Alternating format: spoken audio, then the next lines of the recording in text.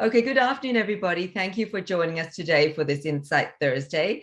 And as you know, the topic of today's discussion is delivering gender equality results, drawing on the practices and experience of preparing project completion reports, or PCRs. And this is part of the series of Gender Month events, and it has become a tradition for us to organize an annual event as part of Gender Month, where we recognize the winners of the Shireen Latif Gender Equality Operations Awards. And we use it as an opportunity to share practices and lessons from our Gender Champion awardees. So as many of you also know, ADB has a well-established gender mainstreaming and project categorization system that guides project teams to identify proactive gender design features with concrete actions and performance targets to address existing gender inequalities, narrow gender gaps, and empower women and girls. And we are actually considered an MDB leader in this space. So our annual Gender Operational Awards are named after the original architect of this gender mainstreaming system, and her name was the late Shireen Latif. So ADB's focus is not only on ensuring that we have solid gender designs at entry, but also ensuring that we deliver the actual intended gender results on the ground. And so we track and measure gender results at project completion, and we have a corporate results framework target that 80% of sovereign and non-sovereign operations deliver their intended gender equality results by 2024. And the way we document this is through project completion reports or extended annual review reports, XARRs, in the case of private sector operations. So with this, I'm really happy to introduce our speakers, winners of the 2020-21 awards for the category of Best Gender Equality Results, representing their respective project teams. So I hope they've got their cameras on, but we have Mian Shaukat Shafi, who's the Senior Project Officer, and Mustafa Bukhari, Associate Project Officer from the Pakistan Resident Mission, and they are here to talk to us about the Pakistan Flood Emergency Reconstruction and Resilience Project. And then we have Myri McRae, who's a Senior Social Development Specialist, Gender Development from the Social Sectors and Public Sector Management Division of PARD for the Papua New Guinea Microfinance Expansion Project. So first of all, congratulations to the three of you and your teams, and they will share their experience, insights, and lessons from documenting, presenting, and reporting gender equality results in PCRs. So first of all, we're going to have a bit of a conversation here, but I hope everyone in the audience will also ask questions, so please put them in the chat. But maybe if I could start with you, Myri.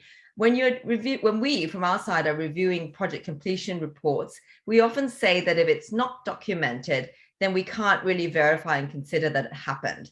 So the Gender Action Plan, or GAP, for the PNG Microfinance Expansion Project had 20 activities and 9 quantitative targets. And we really appreciated the high quality of the analysis and the wealth of data and details that were provided in the GAP Achievement Matrix. And this provided a really comprehensive picture of the gender impacts of the project. So I'd like to ask you, what were some of your lessons learned in terms of preparation of this PCR? And were there any specific challenges or life hacks on how the team was able to address these challenges? Thanks, Sam, and good morning, good afternoon, good evening, everyone. It's great to be here to represent the team who did all of this hard work. You'll see that there's some slides playing in the background. I'm not actually going to speak to the slides, but I just wanted to give everyone an idea of some of the successes and some of the case studies of the project in the background as I answer Sam's question. So Sam, as you mentioned, I think that lots of projects are doing really, really great gender work, but generally speaking, I don't think we do so well at capturing and documenting these achievements. And one of the things I've noticed is that that's particularly true if there are unintended achievements. So, for example, things that haven't necessarily been specified in the Gender Action Plan. One example I can give you from this project was that we had an activity in the Gender Action Plan around conducting gender training for business mentors. The first tranche of business mentors that we had was all men. The second tranche, the team made a proactive effort to try and involve more women. So we did actually have more women involved as business mentors. But because the Gender Action Plan activity wasn't actually focused on increasing women's involvement, it was focused on the gender training aspect. I don't think we did as much as we could have done to capture the lessons learned about how we involve more women, but also the benefits and impacts of involving more women in the mentoring. Now, I'd like to just make three suggestions or points from my side. So the first is how important it is to ensure gender monitoring and evaluation is put in place right at the beginning of the implementation, and that it is ongoing. So it definitely shouldn't be left right until the end when you're preparing your PCR. Actually, for this project, a huge amount of effort was required in terms of ensuring consistent and reliable data, especially because we were dealing with fairly large numbers across different locations. And when I say large numbers, I guess I'm thinking about large numbers in the case of the Pacific, so perhaps not so large in case of some of the other regions, but the data collected really needed to be assessed and supported on a very, very regular basis. And so some people or a few people need to be on top of this, ideally a gender specialist within the team, but also someone checking from the ADB side as well. I think, you know, one of the things that I really loved about the project is that there was some really proactive M&E activities and products. So for this project, the team put together a publication at midterm that documented the narratives and stories of the men and women that were supported by the project. So the photos and quotes that I'm sharing now are actually from this publication. Not only has that helped us to report against the gender action plan at project completion, but I do really think it brings the achievements of the project to life, and allows us to talk not just about the activities, but also about the outcomes and the impacts.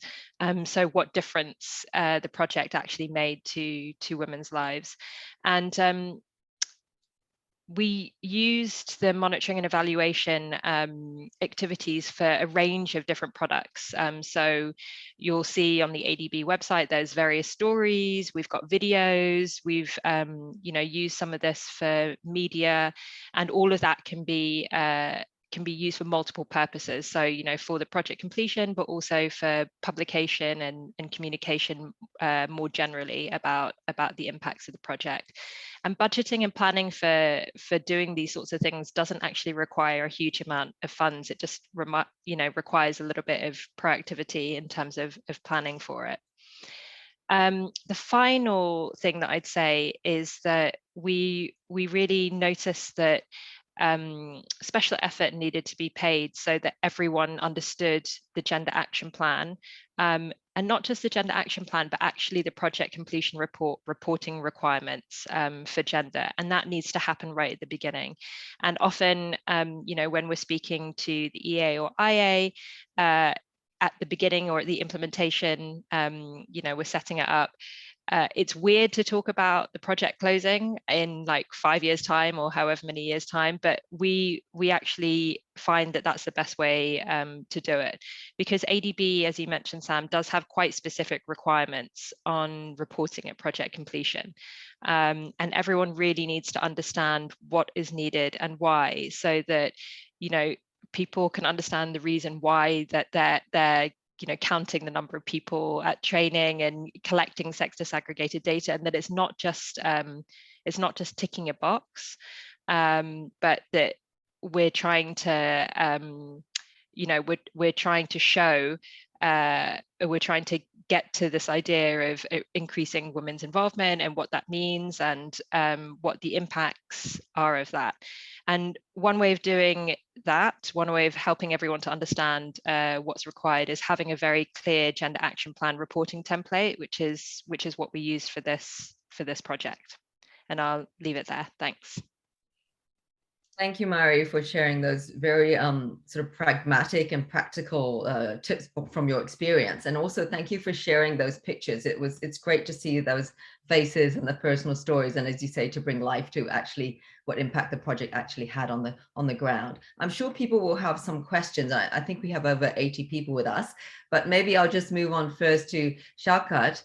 Now, Shaukat, the Pakistan Flood Emergency Reconstruction and Resilience Project's PCR demonstrated that many targets were actually overachieved, well, surpassed rather, not only achieved, and which also led to higher level gender equality results, including recognition and promotion of women's role as change agents in climate resilience efforts, both at national and international level.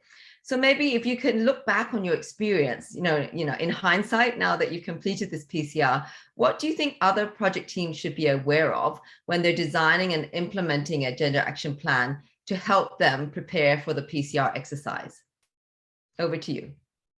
Thank you, Sam. Thank you for giving us this opportunity and to share our experience on behalf of my team. I think we had an excellent team, and I think the bulk of what we achieved was because of that team. I think just to sort of put things in context, in our case, FERP was actually an emergency project. So unlike other projects where you have the luxury of TAs and other things to design the project, we basically had to do everything in a month's time. So, the level of engagement that you normally have at the design stage was not there. So I think bulk of what we basically managed to do was after we had basically approved the project in a lot of ways. So it's a different experience, if you like. And what I would share is, in a sense, what we did well and what we could have done well, in a sense, both experience, so advise others in terms of doing it better in their case. One, of course, is, a lot of the negotiation on the gender targets when this whole thing started was something that happened between us, the project team, and the gender team. We could not fully appreciate the context at that point in time. We are talking about something, this was an emergency project, as I told you, spread across something like 36, 37 districts of Pakistan. So huge area. With huge cultural diversity and whatnot. So we only were able to actually undertake that once we actually got engaged on this particular aspect. So one, of course, the most important thing is to understand the context. For example, in the north of Pakistan, where we agreed to targets which were engagement of female labor, for example. The reality was that in that area, not just females, but even males did not engage in hard labor. So agreeing to a target that was not part of their cultural norm, because the education levels are high and people don't tend to get involved in hard labor. Even for regular works, they get labor from down country. We actually had to struggle, for example, to achieve those things, and there was an underachievement, for example, in that context. Second important, of course, involving everybody. If we had the luxury, involving everybody in setting the gap targets, our EAs, our actual clients on the ground, so that there is a very strong ownership of what we plan to do. Starting, I think, as Mari also pointed out, is that you need to first, set your own stage. So we did a lot of work, and I think that is where we did well, was to establish the teams, the IAs and their systems and procedures, their reporting mechanisms and everything, to make sure that, we have the right human resource, the right systems, the right monitoring systems in place, and also differentiating between teams who would monitor and who would implement, to make sure that we have a good oversight and independent mechanism of reporting. Identifying the right entry points, because I think there is a issue of trust also. So to enter communities, to do something, I think the first entry points are very important, because they it can shut the space for you or open the space for you. So in a lot of ways, identifying the right entry points was another area. So we went slow, for example, first build trust before we actually expanded our activities. We also, in order to make sure that we are able to, gap targets don't fall through the cracks, we basically developed, dedicated tip sheets and we integrated them into the regular reporting formats across the board, just to make sure that gap data is constantly reported, and established a good feedback loop, which basically meant that we were learning on the go. So in a lot of ways, whatever those targets were, if they were not being achieved, or just to make sure, if we had to make adjust to the cultural norms, we kept on making those adjustments. In many cases, for example, joint community groups with men and women were not acceptable in such certain cultural settings, so we started separate groups for women, and I think that was very useful. And then I think the other thing was that we maintained a community interface not just at the design stage. We maintained this community interface throughout the implementation process. So we were constantly getting feedback from the community. We were learning on the job and actually adjusting. The other things where we actually, I would say, did not do very well, and I think could have been done better, is that a lot of these targets, when we talk about transport and the kind of different signages or small facilities that we provided along the corridor, we, in terms of targets, were basically looking at the input side and not actually the result, if you like. So I think that's one important lesson that I wanted to share. I think the bigger picture, the results should be very clear to the team, that, for example, all these things, how did that make life of women better, or mobility better, or more safer, for example. That is something that we could have monitored. We did not. We basically were monitoring inputs rather than, if you like, the outcomes or the results. And that was not built into the design process of our monitoring framework. And we could only report qualitative results from that exercise, and not actual quantitative results, if you like. Similarly, certain targets that we fixed, there were no resources built into the project for those targets. So I think whatever targets that you fix in the gap, you have to ensure that the resources for those targets are part of your overall budget and everything. So again, don't the rule is, don't sort of agree to targets or fixed targets for which you don't have the resource to support. So I think broadly, these were, if you like, the broad set of experiences that we had. Some good, some bad, on the project. Thank you very much. Thank you, Shaukat, for sharing those. And you raised some interesting points about, how you set the targets, ownership of the targets, and also how it would be great to measure qualitative aspects as well, but that's also a bit more complicated, and it also requires even more resourcing in terms of the monitoring. But I see we've got some questions coming in. However, I'd just like to ask one more question, and I'm going to ask it to the three of you, including Mustafa and whoever wants to respond. But I'm sure you've worked on a range of other projects. These are not the first PCRs you've worked on. But what do you think were the key critical elements that made these projects and their gender results stand out? Were there particular reasons for that, or what was the sort of critical success factor relative to other projects you've worked on? So who would like to jump in first? I can go, Sam. Thanks. So I think the first thing is something that Shaukat mentioned, which is just, I think one of the key successes was the analysis done at project entry, and the work that was actually done to get the gender action plan in a good place at project entry, and to really define clearly the targets and activities. I think that was a real success of this project.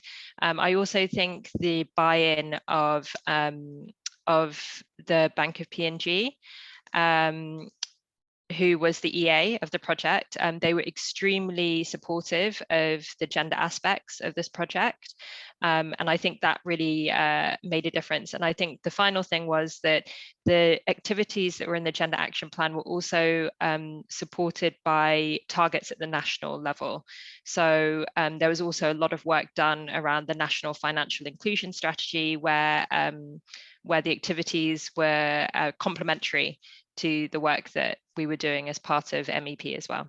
Thanks. Thanks, Mari. Perhaps Mustafa, do you want to jump in here? I think much has already been said, but well, in case of our project, what makes it stand out from other projects in our region is that, you know, women's involvement in the design of the hardcore infrastructure rehabilitation projects, which is very rare, you know.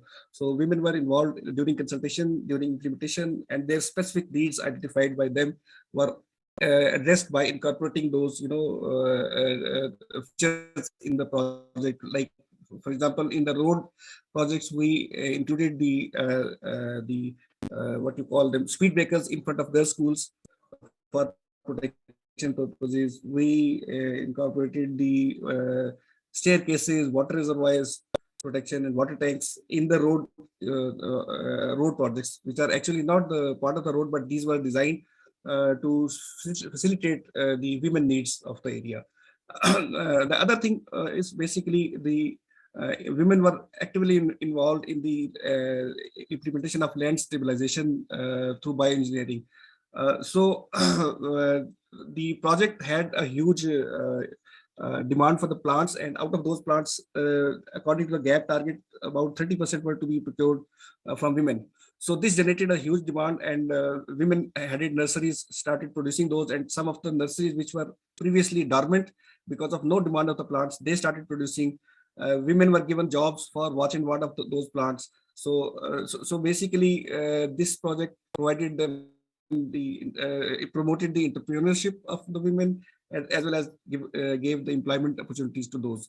So, and then one very interesting and sustainable thing was that, taking example and inspiration from this project, the government in the northern districts actually issued a notification that for all future projects, the plants to be procured for the plantation will be bought from the procured from the women-headed nurseries on preferences. So this actually this is something which is an unintended benefit, but you know, it ensures the sustainability of our efforts. Thank you. Thank you, Mustafa. Now, I'm conscious of time because we've got a few questions coming in. So maybe I can ask this question to you, Shaukat. There's a question about how do you work with EAs and IAs when they have low expertise on gender? And did you invest in some capacity building programs around gender to help that? We did quite a bit, I would say, you know, and it's true. I think what Muzaffar just shared is that EAs and IAs didn't even believe that, you know, women have a role in designing.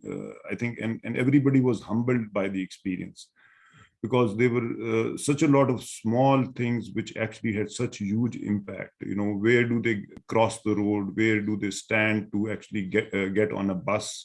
You know, they needed a shed, or they need safety to cross over hilly terrain. You know, old women, sort of old people sort of climbing up, the risk of falling down. You know, so handrails and access to the main road, small things, but you know, they made huge difference in the life of people. And I think that established, for example, the ownership of the government, realizing people know more than what, you know, we engineers believe we know.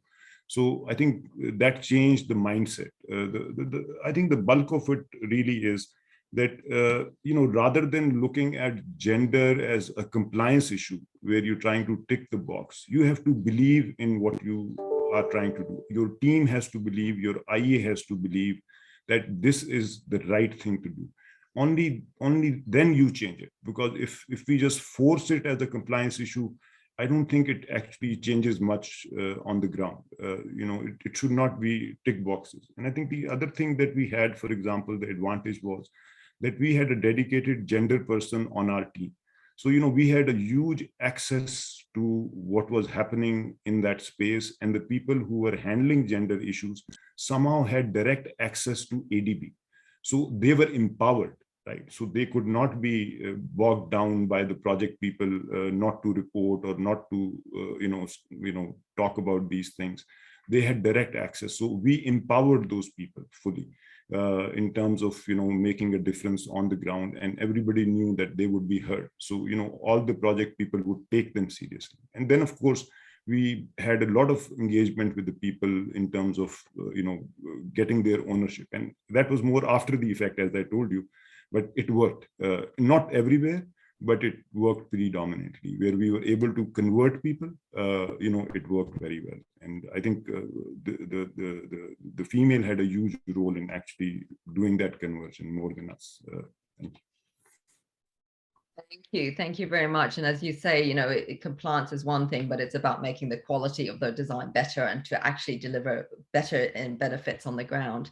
So maybe I'll ask this next question to you, Mari, because you also touched on this. A question from Zoni about sustainability and how do you actually incorporate into your design to promote better sustainability? Thanks, Zoni, for that question. I mean, I would absolutely love it if we were a bit more systematic about putting in kind of end lines towards the end of the project, or even after the project is finished. I know that there's practical issues with trying to do that. We collect the project completion. When we're doing the project completion reports, we use the regular ongoing monitoring against a gap template to fill that out. We ask the project team for that information, but at financial close or even after, we're not collecting the data at that point. And that's I'm personally really interested to hear what's happening with the women and the men that we're working with in these projects. I suppose one practical way that we can do it, if you can't build in resources from the beginning to do that extra kind of end line, is that when you do follow-up projects, we're doing a follow-up project in P&G at the moment, and we can use the design phase to also learn the lessons from the previous project. So we can use as we're setting up this new project, really go back to this MEP project and understand, what were the impacts? Has that been sustained? What more? How can we add to that? What lessons can we learn for the next project? Thanks. Thanks, Mari. And that's especially so if you're working with the same EA and IAs, so you're building capacity sort of over time. Okay, we've on 3 minutes left. Maybe I will ask this question from Gunter to whoever would like to answer. And it's a question about how gender inclusion has affected overall project implementation positively and negatively, if so. Anyone want to offer an answer to that? Mustafa, you've got your light on. Does that mean you've got an answer? Okay, so I didn't see that. Okay, I think in our case, we can say that we have very positive impacts on the overall project implementation of the gender inclusion, because we were able to address the women's need, which otherwise would have been ignored and not even identified.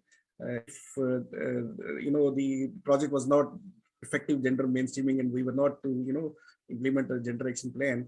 So yes, the project had very positive impacts on of this gender inclusion, and I don't think there was no negative